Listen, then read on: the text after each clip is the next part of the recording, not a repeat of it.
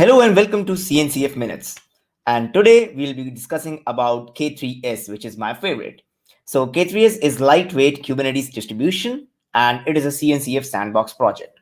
So now let's discuss about K3s and some of its features. So K3s is a single binary which is less than 100 MB and you can run full-fledged Kubernetes using it. It is certified CNCF distribution. It has a very low memory footprint because of its architecture, because it runs as processes that we'll see in the architecture.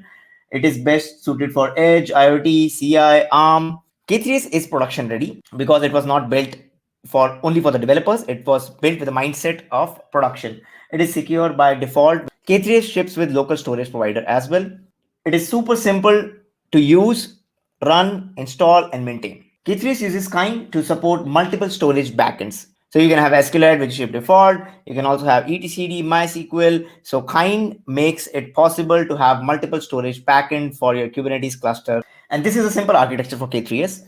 So this is a single server architecture where you have a single K3s server and you have an agent. So everything in K3s runs as processes. So on the server side, you can see you have API server, scheduler, controller manager, and SQLite, which is shipped by default, running as a single process. The agents will be having kubeproxy, Flannel, kubelet, and containerd. Containerd is the default runtime.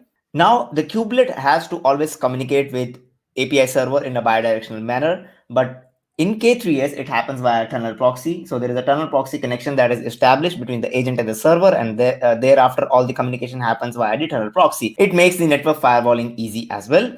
K3s is shipped with Traefik. It is shipped with other toolings like CRI-CTL, CDR for the debugging purposes.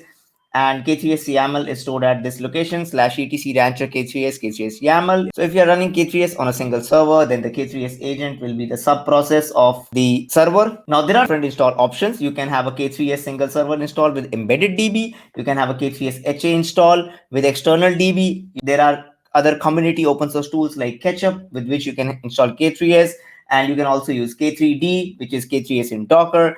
If you want to have a managed K3s, then you can use a managed K3s service by Civo.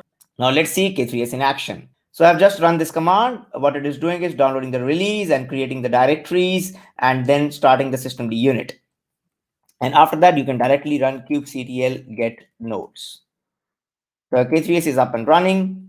And you can see get svc. It comes with Traefik.